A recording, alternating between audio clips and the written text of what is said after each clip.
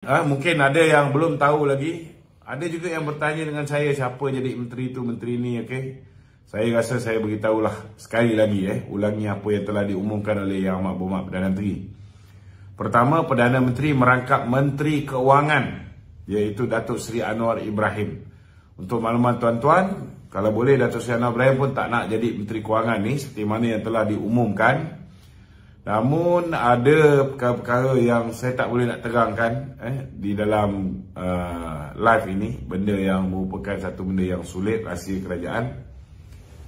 Akhirnya untuk mengelakkan daripada orang ni menjadi menteri dalam Menteri Kewangan dan sebagainya, dan untuk jalan tengah, maka Datuk Seri Anwar Ibrahim diangkat menjadi Menteri Kewangan. Jadi jangan pertikailah benda ni. Keputusannya sangat sukar, tuan-tuan, sangat sukar. Okey, itu sebablah ada penangguhan dan sebagainya. Namun alhamdulillah dah selesai diumumkan 28 menteri dan 2 orang timbalan Perdana Menteri. Ada juga orang bertanya dengan saya, kenapa ada 2 orang timbalan Perdana Menteri? Ini kerajaan Datuk Seri Anwar Ibrahim, terpulang pada beliau lah, dia nak 1 ke 2 ke 3 ke 4 ke. Malah UMNO juga pernah mencadangkan supaya ada 1 timbalan Perdana Menteri untuk Sabah, 1 timbalan Perdana Menteri untuk Sarawak, tak silap saya. Selain daripada timbalan Perdana Menteri di Semenanjung. Kalau UMNO memerintah, mungkin ada 3 timbalan Perdana Menteri. Ini Datuk Seri Anwar Ibrahim, dia ada seorang Perdana Menteri mewakili Semenanjung, dan seorang lagi timbalan Perdana Menteri mewakili Sabah dan Sarawak. Tuan-tuan, okey, timbalan Perdana Menteri yang pertama ialah Datuk Seri Ahmad Zahid Hamidi. Kita ucapkan tahniah kepada Presiden UMNO kita kerana telah ditabalkan sebagai timbalan Perdana Menteri merangkap Menteri Kemajuan Desa dan Wilayah. Ni ramai orang tanya, mana pergi Menteri Wilayah? Tak ada. Mana pergi Menteri Pembangunan Luar Bandar? Tak ada. Sebenarnya tuan-tuan, kementerian yang dijaga oleh Datuk Seri Zahid ini besar, tuan-tuan, sangat besar. Ada pula yang tanya kenapa timbalan Presiden UMNO dia punya jawatan lebih besar Menteri Pertahanan berbanding dengan Datuk Seri Zahid. Untuk makluman tuan-tuan, dulu kita ada Kementerian Wilayah, kita ada Kementerian Pembangunan Luar Bandar. 2 kementerian ini dicantumkan jadi satu hari ini di bawah Datuk Seri Ahmad Zahid Hamidi, iaitu timbalan Perdana Menteri merangkap Menteri dan Kemajuan Desa, Menteri Kemajuan Desa dan Wilayah. Wilayah itu maknanya wilayah Persekutuan Labuan, wilayah Persekutuan Kuala Lumpur, semua di bawah beliau, termasuklah Putrajaya. Okey. Kemudian kita ada timbalan Menteri merangkap Menteri Perladangan dan Komoditi, iaitu Datuk Seri Fadilah bin Yusof. Kemudian Menteri Pengangkutan YB Anthony Loke, Menteri Pertanian dan Keterjaminan Makanan, iaitu YB Muhammad bin Sabu, Presiden Amanah. Kemudian kita ada Menteri Ekonomi, Saudara Rafizi Ramli. Kita ada Menteri Pembangunan Kerajaan Tempatan,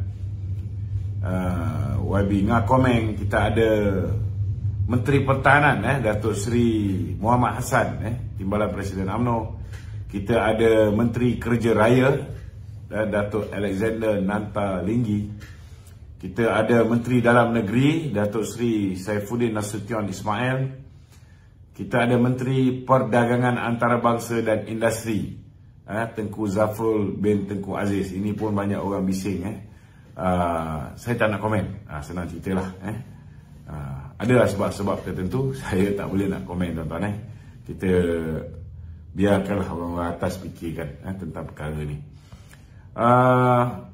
Kemudian kita ada Menteri Pendidikan Tinggi, Datuk Seri Muhammad Khalid bin Nordin. Kemudian kita ada Menteri Sains dan Teknologi, Chang Lee Kang. Kita ada Menteri Pembangunan Wanita, Keluarga dan Masyarakat, Datuk Seri Nancy Shukri. Kemudian kita ada Menteri Perdagangan Dalam Negeri dan Kos Sara Hidup. Ini sahabat saya, Saudara Datuk Seri Salahuddin bin Ayub. Kemudian kita ada Menteri Undang-Undang dan Reformasi Institusi, iaitu Datuk Seri Azalina bin Osman. Kemudian kita ada Menteri Sumber Asli, Alam Sekitar dan Perubahan Iklim, iaitu Saudara Nik Nazmi bin Nik Ahmad. Kemudian kita ada Menteri Pembangunan Usahawan dan Koperasi, Encik Iwan Benedict, Datuk Iwan Benedict. Kemudian kita ada Menteri Luar kita, Susah Agung Barisan Nasional, iaitu Datuk Seri Zamri bin Abdul Kadir. Kemudian kita ada Menteri Pelancongan kita, iaitu Datuk Seri Tiong King Sing. Kemudian kita ada Menteri Komunikasi kita, Saudara Ahmad Fahmi bin Muhammad Fazil, Ahli Parlimen Lembah Pantai. Kemudian kita ada Menteri Pendidikan, Fadlina binti Siddiq, Menteri Pendidikan. Kemudian kita ada Menteri Perpaduan Negara, kita ada Datuk Ago Anak Dagang. Kemudian kita ada Menteri Agama kita, Datuk Setia Muhammad Naim bin Haji Mokhtar. Hari ini dia merupakan Ketua Hakim Mahkamah Syar'i. Kemudian kita ada Menteri Belia dan Sukan, YB Hanayo. Kemudian kita ada Menteri Sumber Manusia, YB Sibakuma, anak lelaki Varataraju Naidu. Ini merupakan bekas Speaker Kerajaan Negeri Perak. Kemudian kita ada Menteri Kesihatan, Dr. Zaliha binti Mustafa. Dan kita ada Menteri di Jabatan Perdana Menteri Haiwan Sabah dan Sarawak, bekas Ketua Politik Datuk Seri Syamuddin Tun Husin, iaitu Saudara Armizan bin Muhammad Ali ataupun Datuk Armizan bin Muhammad Ali. 28 orang tuan-tuan, total semua sekali 28 orang. Ada orang tanya kenapa tak ramai orang Melayu. Ini pun pening juga saya nak jawab. Macam manalah korang ni buat kenyataan, tak tengok dulu fakta. Kena tengok fakta ni tuan-tuan. Saya dah fikirkan benda ni. Saya dah kirakan orang Melayu tuan-tuan ada 16 orang Menteri Melayu. Macam mana kata Melayu tak cukup lagi? Aduh, pening korang ni. Kemudian kita ada Menteri Tionghoa, Chinese ada 5 menteri, 5 menteri, 16 Melayu, 5 Chinese, 1 Indian minister. Kemudian kita ada juga menteri-menteri daripada Sabah dan Sarawak, Peribumi Sabah dan Sarawak. 6 orang menteri. 6 orang menteri. Kalau nak kira kan, Bumi Putera ni dah jadi 22 orang Bumi Putera. Saudara, dah ada 22 orang Bumi Putera. 6 orang je yang bukan Bumi Putera. Apa lagi yang puak-puak PN kata dikuasai DAP dan sebagainya. DAP ni cuma tuan-tuan, ni pun saya nak beritahu kejap lagi.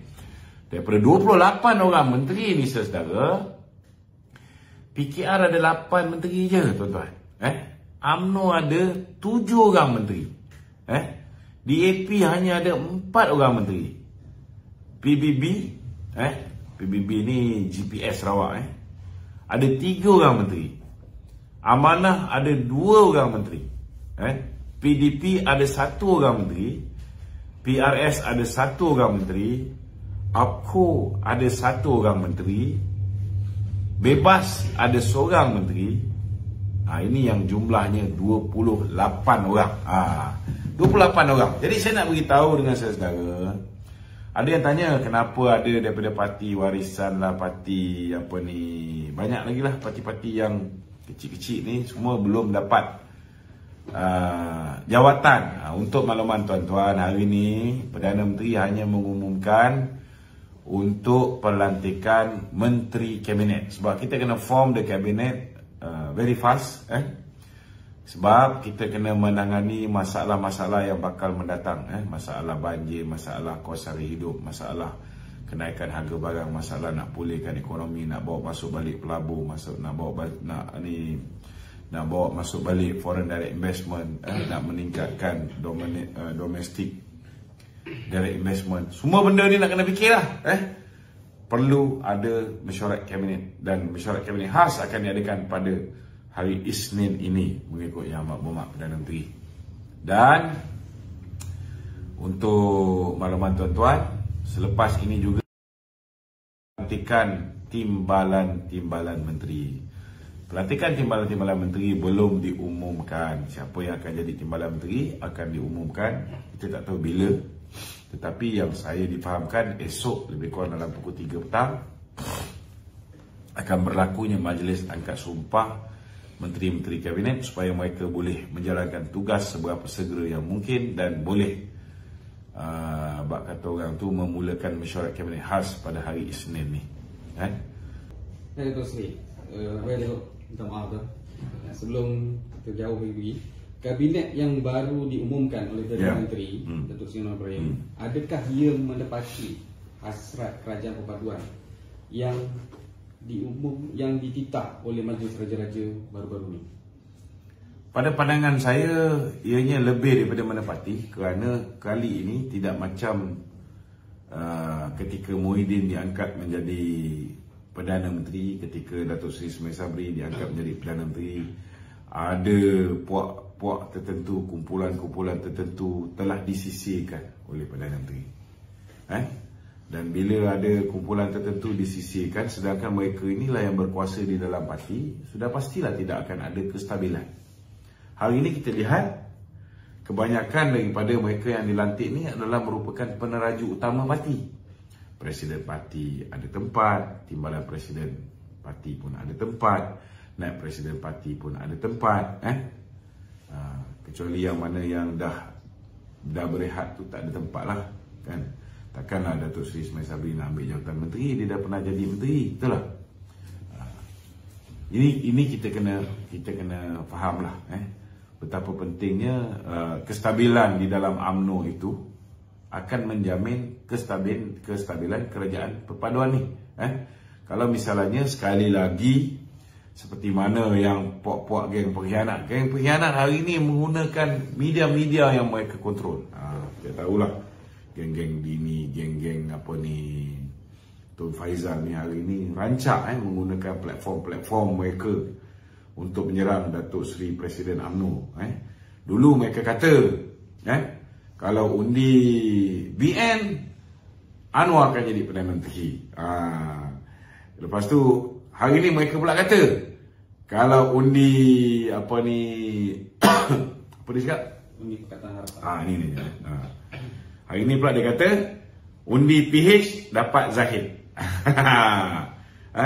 Undi BN dapat Anwar dan DAP. Sebenarnya akibat daripada kita terperdaya dengan mainan mulut-mulut manusia macam ni lah, kita akhirnya tidak ada satu kerajaan pun dapat dibentuk secara bersendirian. Kerana terperdaya dengan Perikatan Nasional ni lah. Mereka kata kalau undi BN maka akhirnya Anwar akan jadi Perdana Menteri. Maka ramai yang telah mengambil keputusan mengundi Perikatan Nasional. Apatah lagi dapat imbuhan, dapat duit, kan. Bukan susah sangat, angkat sumpah je, wallahi saya undi PAS, dapat duit. Pakai baju dia orang, dapat duit, kan. Buat TikTok untuk dia orang, dapat sampai ratus ribu. Bila selebriti-selebriti ni semua, mereka ni dibayar dengan cukup lumayan. Siapa yang tak nak menyokong mereka ni? Bila ramai sangat yang memainkan peranan mereka di TikTok ni, golongan muda ni pun terpengaruh. Apatah lagi kita tengok mereka pun bijak, mereka membayar terutamanya pengundi-pengundi luar dan pengundi-pengundi muda. Kerana mereka tahu pengundi-pengundi muda ni rata-ratanya tidak mempunyai pendirian politik yang jelas lagi, tidak faham tentang sejarah kemerdekaan negara dan sebagainya, kurang sifat nasionalisme ni, jadi amat mudah duit itu mempengaruhi keputusan mereka. Jadi bagi saya, tindakan Datuk Seri Anwar Ibrahim yang mempunyai pendirian bahawa a person is innocent until proven guilty, maknanya seseorang itu tidak bersalah sehinggalah dia dibuktikan bersalah di mahkamah.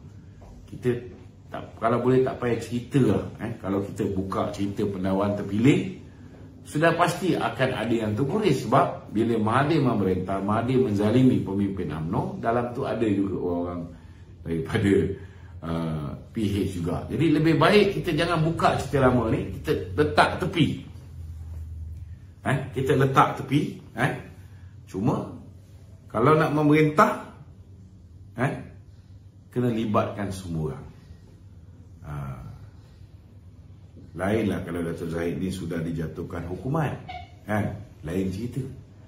Dan lainlah kalau mahkamah ni betul-betul ada kebebasan. Kita pun tahu bahawa Ketua Hakim Negara masih lagi lantikan Tun Dr. Mahathir. Kita pun tahu bahawa Peguam Negara, baik Peguam Negara yang dulu lantikan Tun Mahathir, Peguam Negara yang sekarang lantikan Muhyiddin Yassin. Jadi selagi institusi-institusi asas negara ni tidak dibetulkan, dan pelantikan hakim pun tidak melalui cadangan daripada Judicial Appointment Commission ataupun JAC, ataupun Suruhanjaya Pelantikan Kehakiman, maka macam mana kita nak pastikan bahawa keadilan itu dapat ditegakkan? Jadi saya yakin hari ini Datuk Seri Azalina Osman telah dilantik bukan sebagai Menteri Undang-Undang saja, tetapi termasuk sebagai Menteri yang bertanggungjawab tentang reformasi institusi. Ini satu tugas yang sangat besar. Kita mengharapkan beliau dapat memberikan nasihat yang cukup baik kepada Yang Amat Berhormat Perdana Menteri tentang bagaimana kita boleh mereformasikan institusi-institusi asas negara ini, insyaAllah. Okey? Okey, seterusnya kalian tanya, kabinet yang diumumkan oleh Datuk Seri Anwar Ibrahim ni adalah kabinet Golden Handshake. Terima kasih sebab menyokong beliau sebagai Perdana Menteri. Dia macam inilah. Bagi saya, perlantikan Datuk Zahid ini ialah di atas keyakinan Datuk Seri Anwar Ibrahim bahawa beliau sangat yakin dengan Datuk Seri Ahmad Zahid ini. Kalau saya Perdana Menteri pun sudah pasti saya akan letak timbalan saya, orang yang saya paling yakin dan paling percaya. Orang yang saya paling yakin dan saya paling percaya. Percaya dari siapa? Pertama sekali, saya sudah pastilah nak memastikan orang yang akan menjadi timbalan saya itu ialah orang yang boleh menguatkan kedudukan kerajaan perpaduan ini. Kalau kita bagi mandat kepada orang lain, kemudian tiba-tiba orang ini dengan kuasa yang dia ada sebagai timbalan Perdana Menteri, dia bertanding Presiden UMNO, dia menang.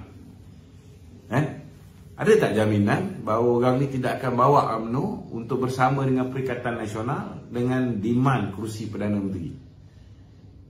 Dan pada ketika itu, mungkin 6 bulan daripada sekarang, tak mustahil orang macam Muhyiddin dah jadi kluster mahkamah, turun naik mahkamah. Ada 2-3 orang lebay pun dah boleh turun naik mahkamah. Mereka akan sanggup bagi jawatan Perdana Menteri ini pada UMNO. Betul tak? Jadi kalau tidak ada orang yang betul-betul Datuk Seri Anwar Ibrahim boleh percaya, yang tidak boleh dijual beli.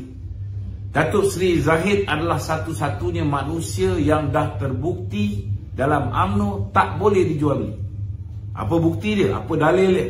Dalil dia mudah. Dia tidak ada sebarang kes mahkamah. Bila dia kena kes mahkamah? Bila mana sebelum dia pergi ke Mekah, dia dipanggil oleh Tun Dr. Mahathir, dia diminta untuk bubarkan UMNO, dia diminta untuk menyertai bersatu, dia tak nak. Malah dia kata takkan ular lidi nak telan ular sawa. Kalau saya bubarkan UMNO, kubur saya banjir. Bila Mahathir kata kenapa banjir lah? Yalah, UMNO ada 3.7 juta ahli, semua orang kencing kat kubur saya, banjir. Orang marah. Betul tak? So, Datuk Zahid adalah orang yang terbukti pernah diancam, diugut. Dia memilih untuk berhadapan dengan 87 pertuduhan. Daripada membubarkan UMNO, dia mempertahankan UMNO.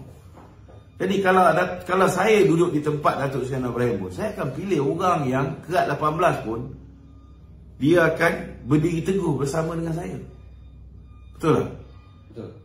Sebab resepi kerajaan yang kuat ini penting. Tu bunyi apa tu?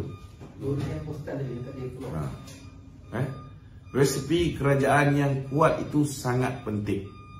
Kita tengok zaman Datuk Seri Najib dulu. Macam mana dia boleh buat macam-macam perkara yang bagus untuk negara. Dia boleh meningkatkan pertumbuhan ekonomi Malaysia sehingga menjadi nombor 3 terbaik tahun 2017. Dia boleh mengurangkan kadar hutang negara. Dia boleh meningkatkan FDI dan sebagainya. Jadi kerana ketika itu gandingan dia ialah Datuk Seri Zahid Hamidi. Jadi kalau kita, Datuk Seri Anwar Ibrahim, sebagai orang yang pernah 24 tahun duduk di luar kerajaan, memang betul dia pernah jadi Perdana Menteri, tetapi dia pernah meninggalkan kerajaan ni 24 tahun. Dia perlu seorang gandingan yang kuat. Dan bagi saya, Datuk Seri Zahid adalah gandingan terbaik yang cukup berpengalaman, yang boleh membantu beliau untuk memastikan negara ini dapat dipacu dengan sehabis baik oleh Datuk Seri Anwar Ibrahim. Okey? Okey, Datuk. Ya. Seterusnya, kabinet yang diumumkan ini juga menunjukkan Datuk Seri Anwar Ibrahim hormat kepimpinan parti-parti yang menyokong beliau dalam kerajaan. Ya, saya yakin Datuk Seri Anwar Ibrahim pun dah belajar melalui pengalaman. Bila mana dia melihat kesilapan-kesilapan yang dibuat oleh Mahathir. Dia juga melihat kesilapan yang dibuat oleh Muhyiddin. Bila tidak meletak kepimpinan utama parti di dalam kerajaan, maka kerajaan itu tidak stabil. Apatah lagi bila mereka ini berlaku zalim kepada orang yang memberi kuasa kepada dia. Dahlah kita ampunkan Muhyiddin ni. Kita maafkan dia. Dia punya kursi pun kecil sikit, kita bagi dia jadi Perdana Menteri. Itu yang ada setengah-setengah orang kata, kalau ada menang 13 kursi boleh jadi Perdana Menteri, takkan 30 kursi tak boleh jadi Perdana Menteri. Ada juga geng kita ni menanam cita-cita. Kita bukan tak tahu kan. Cuma kita harap selepas ini akan wujud kestabilan di dalam UMNO. Janganlah berpecah belah lagi. Dah cukup dah. Takkanlah tak belajar melalui pengalaman kita dihukum oleh rakyat. Betul lah ada orang main duit dan sebagainya, orang sebar fitnah dan sebagainya. Tetapi kita tak nafikan juga bahawa kita pun berhadapan dengan sabotaj dalaman. Kalau tidak ada sabotaj dalaman parti, macam mana kita menang di Melaka, begitu kita boleh menang di peringkat pusat. Macam mana kita menang di Johor, begitu kita boleh menang di peringkat pusat. Tapi bila ada sabotaj dalaman parti, hancur lebur.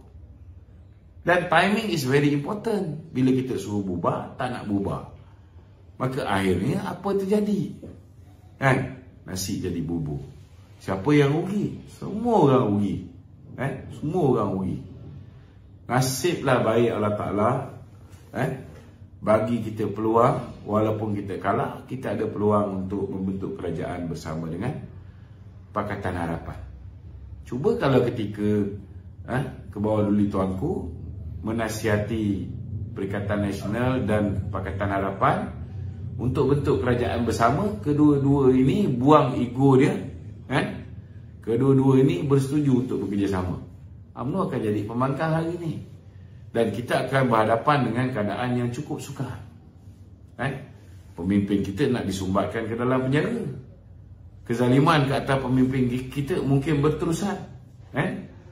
Dan mungkin keadaan kita akan lebih parah.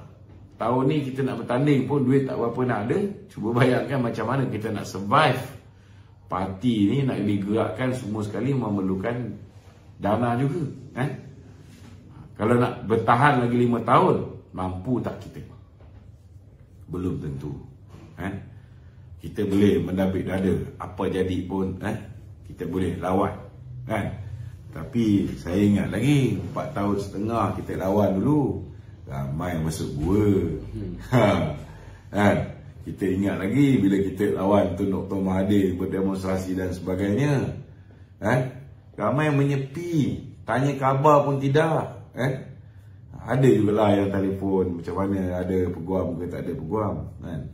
Ada juga yang bertanya tetapi tak buat apa-apa pun kan.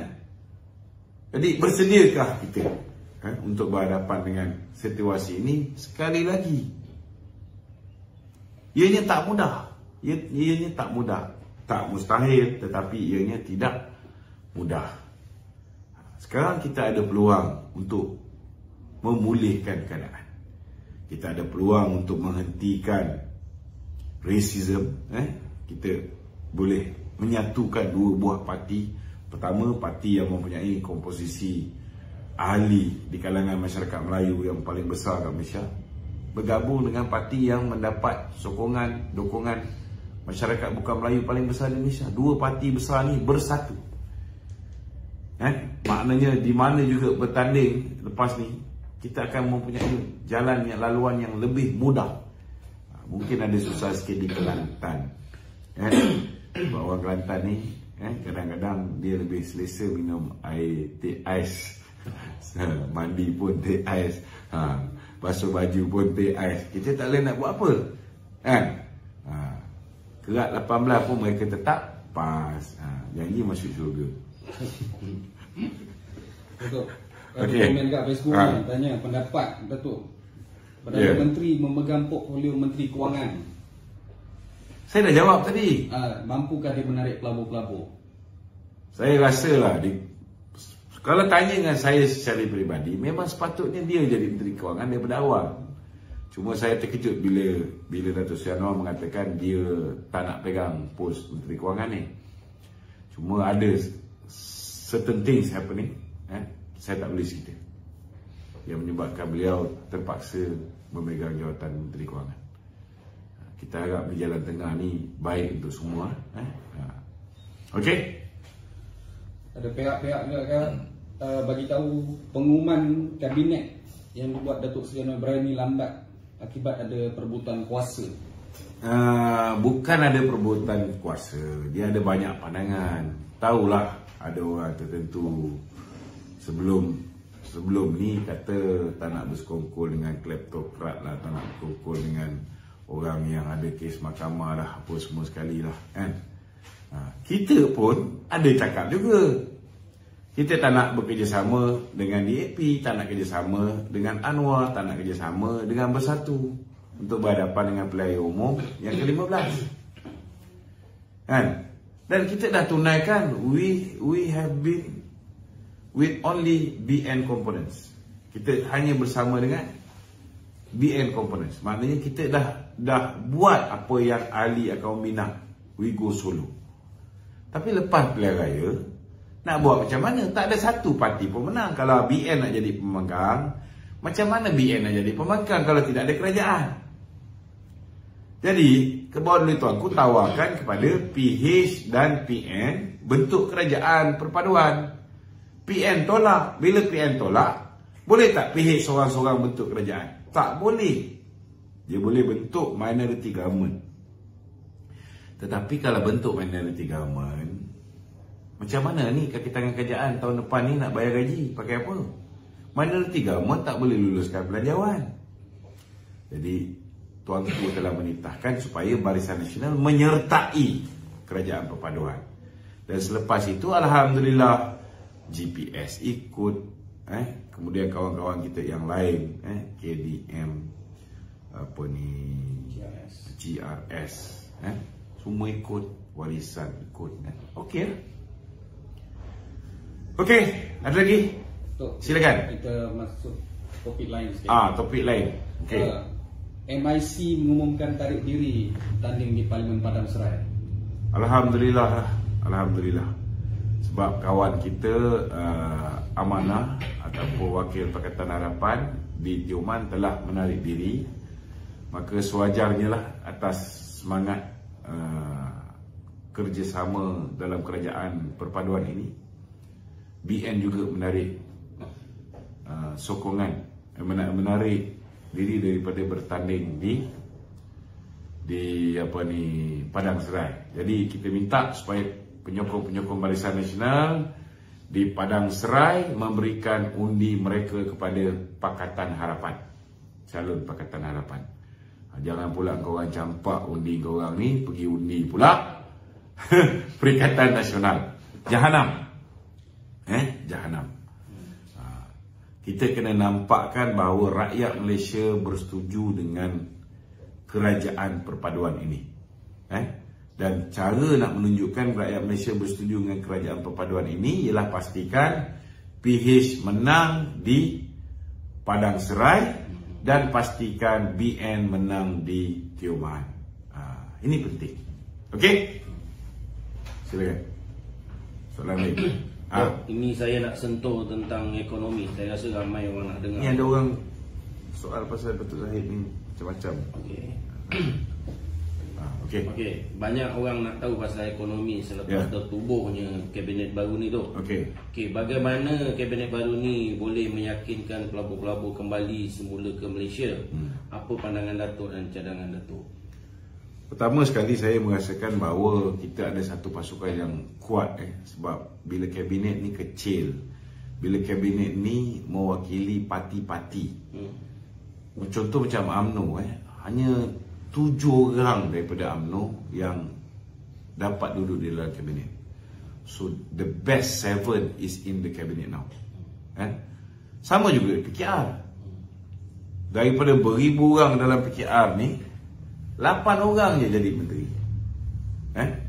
Sama juga dalam DAP, daripada ramai-ramai tu 3 orang je yang jadi menteri. Betul? 3. DAP berapa?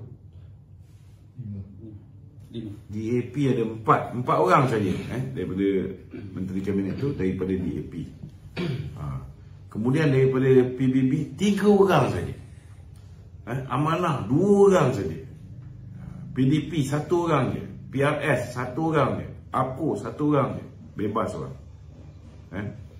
Maknanya kali ni tak boleh lagi kita sebut kerajaan cap ayam. Tapi kita beritahu dengan kawan-kawan menteri-menteri kita ni, berhati-hati dalam membuat kenyataan-kenyataan. Itu sebab Datuk Seri Anwar Ibrahim akan ada mesyuarat khas pada hari Isnin ni, kerana banyak benda-benda baru yang nak ditekankan. Termasuklah sebelum membuat kenyataan-kenyataan. Itu maknanya Datuk Seri Anwar dah tahulah. Jangan sampai buat kenyataan-kenyataan yang menunjukkan kita tak bijak. Jangan sampai orang kata ini kerajaan gagal lagi sekali, ataupun ini kerajaan cap ayam macam mana dulu orang pernah kata. Semua kena berhati-hati, semua kena mengambil langkah penjimatan, dapat menjimatkan. Tak boleh macam dulu berbelanja dengan mewah dan sebagainya. Kita nak pastikan bahawa kalau ada duit negara ni, kalau boleh kebanyakan daripada duit negara ni bertumpu untuk menyelesaikan masalah rakyat, pergi kepada rakyat. Ini penting. Inilah yang cuba disampaikan oleh Datuk Seri Anwar Ibrahim, insya-Allah pada hari Isnin ni. Dan saya yakin pasukan ini adalah satu pasukan yang sangat kuat, sebab kita ada 148 orang yang akan duduk dalam kerajaan ni. Sudah pastilah akan ada yang kecil hati, tak dapat jadi menteri dan sebagainya. Kita tak boleh nak elak. Cuba bayangkan 8 hari Datuk Seri Anwar Ibrahim angkat sumpah baru boleh mengumumkan menteri, belum lagi mengumumkan timbalan. Sudah pasti ini bukan satu benda yang mudah. Daripada semalam nak umum, tukar pada hari ni pun patut petang, tukar pada malam.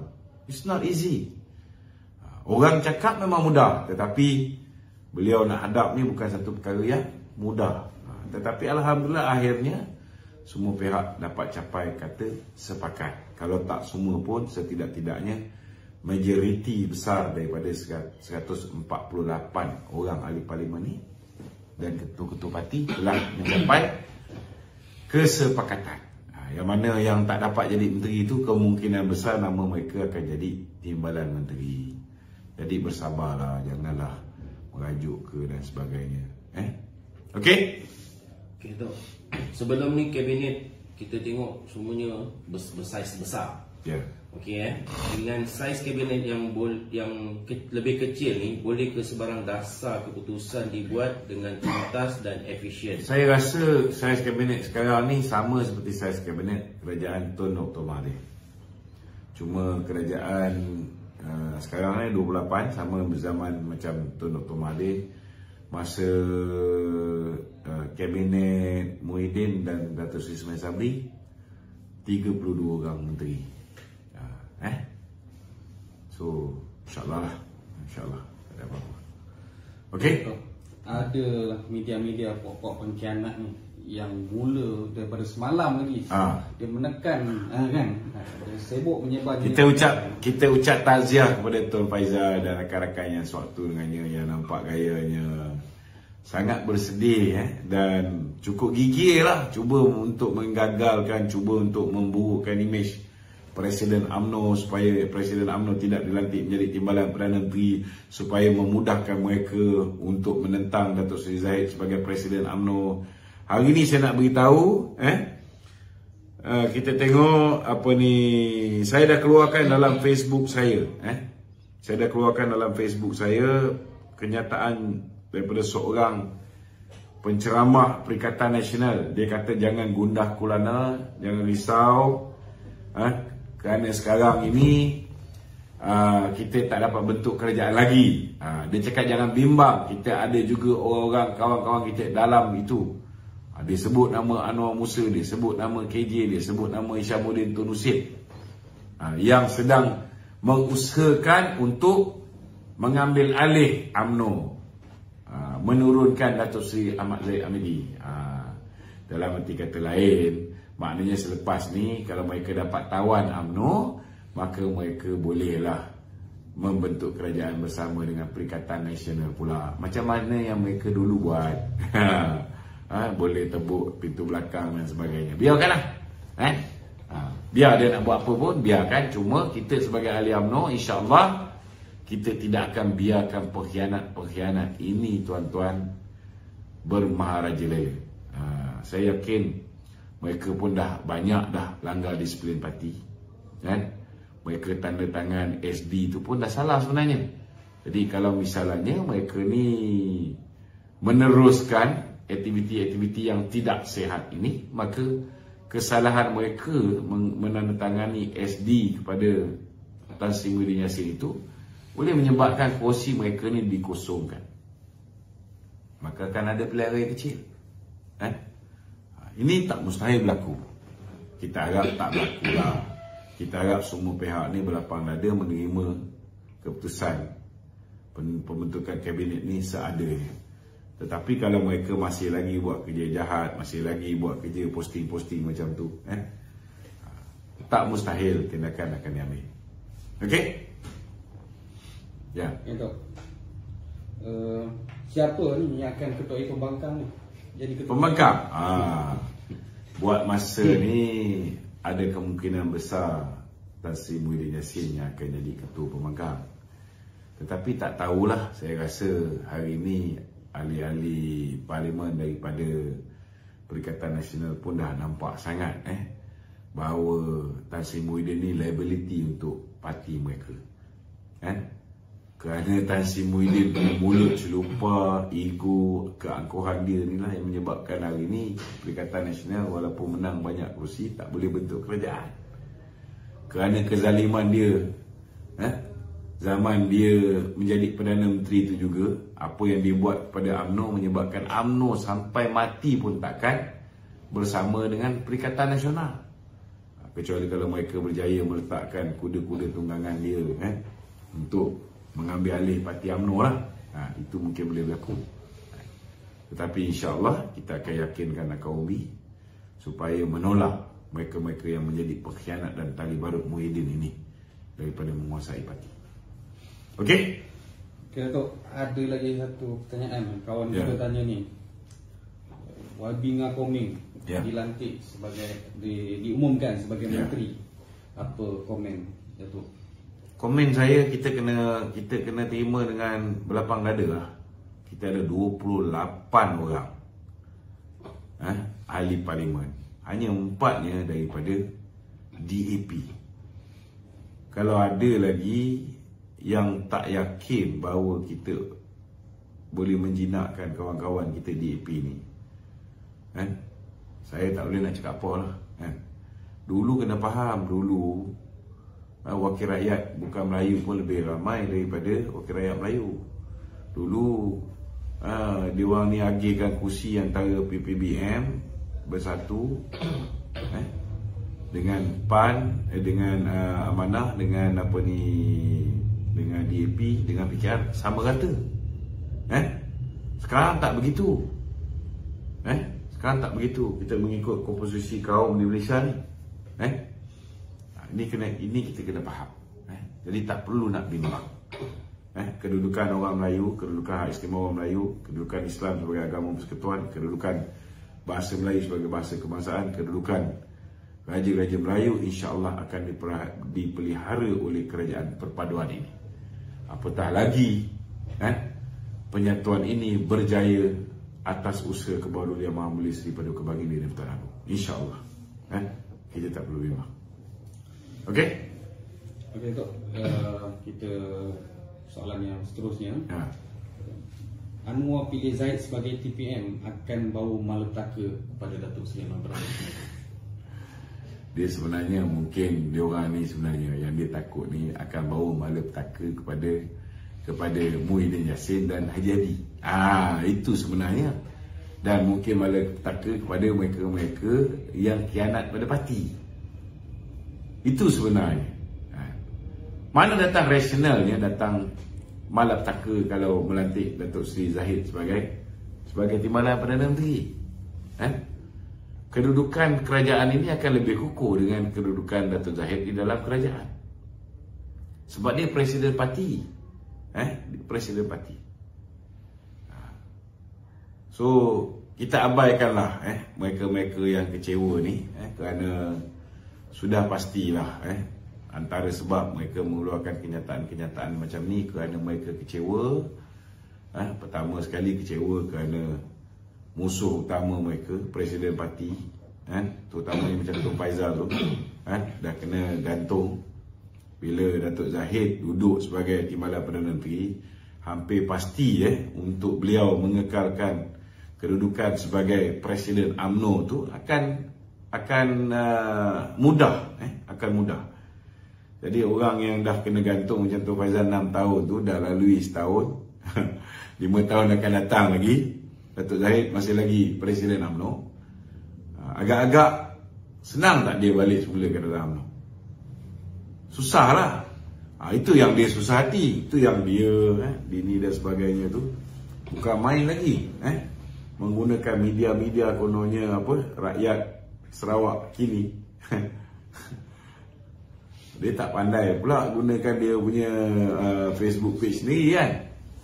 Kenapa nak berselindung di sebalik? Kita tahulah sebelum ni dia pakai website-website tu. Kita tahulah dia punya website. Okey? Okey tu. Datuk Seri Anwar dan Datuk Seri Zahid akhirnya telah bersatu. Adakah landscape politik negara bakal berubah tanpa campur tangan atuk ni tu? Dia tak ganggu lah ni. Alhamdulillah. Pertama saya nak kena ucap terima kasih kepada orang Langkawi, kerana orang Langkawi telah memberikan salam perpisahan buat atuk. Buat selama-lamanya. Saya yakin dengan kekalahan sehingga hilang deposit itu akan menyebabkan atuk kita ni fikir 10 kali untuk kembali berpolitik.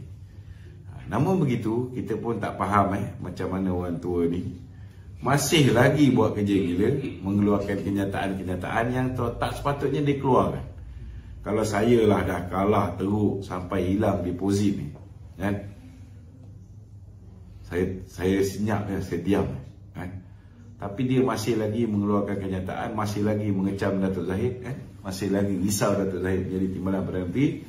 Dan hari ini saya rasa beliau antara yang paling kecewa bila mana Datuk Zahid diangkat menjadi Timbalan Perdana Menteri.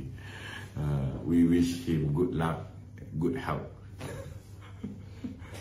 Okey. Ada lagi? Ada satu lagi tu. Okey.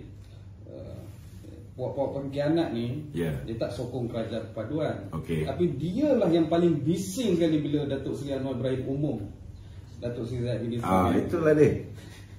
Masa dia orang umum kabinet, tak ada pun kita bising. Betul tak? Kita nak beritahu dengan geng-geng ni semua, masa Muhyiddin nak jadi Perdana Menteri, kalau Datuk Zahid tak bagi sokongan pada Muhyiddin, boleh tak Muhyiddin jadi Perdana Menteri? Tak boleh. Sama juga Datuk Seri Ismail Sabri. Dia pun diangkat oleh 114 orang yang sama. Kalau Datuk Seri Zahid, Datuk Seri Najib tak beri sokongan kepada Datuk Seri Ismail Sabri, boleh tak dia jadi Perdana Menteri? Cuma saya minta berlaku adil lah. Kali ni giliran Datuk Zahid pula bukan jadi Perdana Menteri, jadi timbalan je. Berlapang dada lah, bagilah Chan dia jadi timbalan. Dah 4 tahun lebih tau dia naik turun mahkamah, kena seksa Dek Mahathir dengan Muhyiddin ni. Kalau kita sama-sama satu parti pun tak boleh bagi Chan pada dia. Masih lagi meneruskan propaganda jijik ni. Macam mana? Okey? Ada lagi? Sebab apa? Saya lagi satu, saya nak ucap rasa simpati lah kepada Presiden PAS kerana beliau telah meminta supaya lantikan-lantikan politik yang dibuat oleh Tan Sri Muhyiddin Yassin, oleh Ismail Sabri, dia minta supaya dikekalkan. Saya nak beritahu dengan Haji, ini parti politik. Bila tukar kerajaan, maka tukarlah lantikan politik. Termasuklah duta ke Timur Tengah tu. Macam manalah dia nak suruh Datuk Seri Anwar Ibrahim kekalkan dia sebagai duta di Timur Tengah tu. Janganlah keluarkan kenyataan macam ni. Nampak sangat lekeh sangat Presiden PAS ni. Kita dah suruh dia, ke bawah dulu tuanku dah suruh supaya Muhyiddin dan Haji Hadi bekerjasama dengan Datuk Seri Anwar Ibrahim. Kalau dia kerjasama dengan Datuk Seri Anwar Ibrahim, bentuk kerajaan perpaduan, tentulah dia kekal sebagai duta ke Timur Tengah. Tapi sekarang dia tak menyokong kerajaan perpaduan tu, macam mana dia nak suruh Datuk Seri Anwar Ibrahim kekalkan jawatan dia sebagai duta di Timur Tengah, kekalkan jawatan lantikan-lantikan politik yang dibuat oleh Tan Sri Muhyiddin Yassin dan dibuat oleh kerajaan Datuk Seri Ismail Sabri? Tak boleh lah. Tak boleh lah. Kena faham lah benda tu. Okey, ada lagi soalan? Ni. Okey. Ada. Nak tanya tu, adakah akan dikekalkan AG dengan KPN itu? Itu di atas yang Amat Berhormat Perdana Menteri.